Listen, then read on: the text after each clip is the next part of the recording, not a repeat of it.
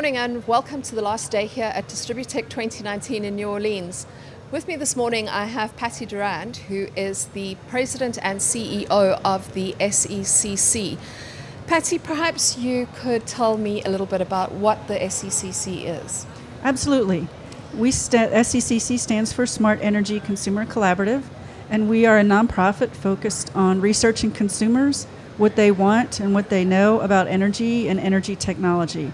And we serve a broad variety of stakeholders, including utilities of every size and stripe, as well as energy technology providers and consumer advocates and other nonprofits that focus on energy, like energy efficiency nonprofits and environmental nonprofits. Now, throughout the year, the SECC releases a number of reports. What is the focus of those reports, and perhaps more importantly, why should utilities be paying attention to what you have to say?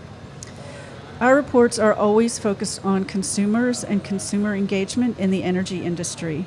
As far as I know, we're the only nonprofit that studies consumers by asking them what they want. So we do focus groups, we do ideation sessions, we do online surveys and telephone surveys. All of our work is focused on asking consumers what they want and what they know and what they care about, what they would like to see from their utility or from energy generally. And we study their values and attitudes, and then we package that in reports that we publish every year, probably somewhere between 4 and 6 studies that are a really deep dive on consumers and engagement. And our work always has a 95% confidence interval with a 2% margin of error. So when we do talk to consumers, we talk to a lot of them to get those numbers. So you said that part of your focus is trying to understand what consumers want. What do they want? Well, the work that we've done shows that consumers are not a monolith. Of course, that won't surprise anyone. I'm sure the areas that you care about differ from what I care about and differ from what other people care about. Mm-hmm. But they do group into broad basic categories, what we call segments.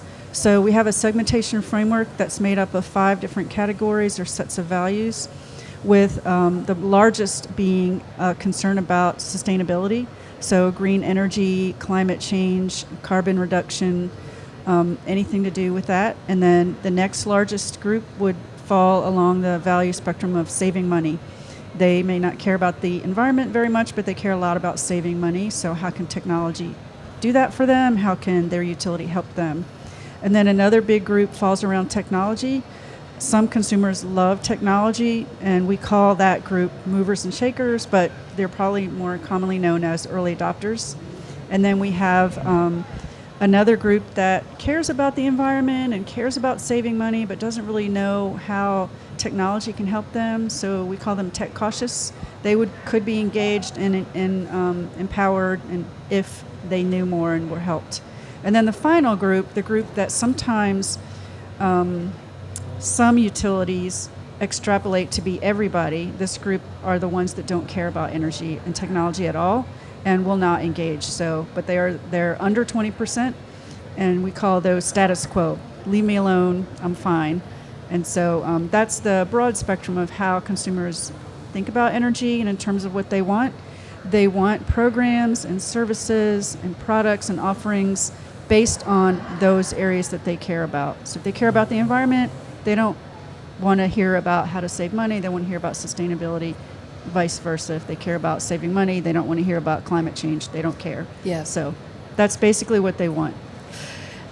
I've read a couple of the reports that you have released, and one of the interesting groups that has come to the fore is the Millennials. Mm-hmm. Where Definitely. do they fall in terms of the segmentation? Yep. We have a whole study just on millennials because they are game changers. Yeah. For the utility not paying attention to them, it's going to be like a tsunami. We issued a report last year called Spotlight on Millennials, and in that report we compared their values and attitudes to the general population, to all the other age groups. And they differ significantly. It was quite shocking.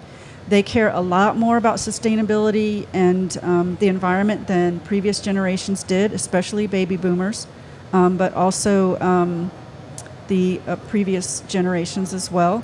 and they care a lot more about technology. So, and they're willing to pay for it, because in all of our research, we ask consumers, what are you willing to pay for, just to tease out the consumer who just says they care about a thing, but they're not going to pay for it, and it sort of doesn't matter. But our early reports didn't test that, and so they were less interesting than our later reports, which now ask, okay, so you care about this thing, technology, saving money, or the environment. Are you willing to pay to have those benefits? And millennials in particular are willing to pay for cleaner energy, greener energy, and technology. So that's the good news. There's a lot of opportunity there for engagement. The other big difference in millennials from other generations is that they want to hear from their utility. They're information hungry. They're online all the time.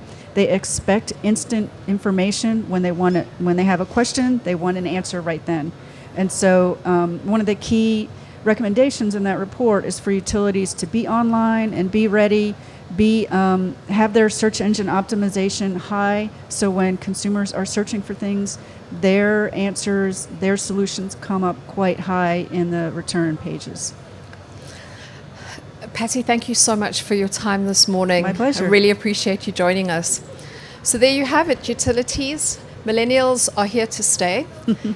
They're a group that you need to pay attention to, and hopefully we'll be able to continue bringing you news about what consumers want. From DistribuTECH 2019, thanks for watching.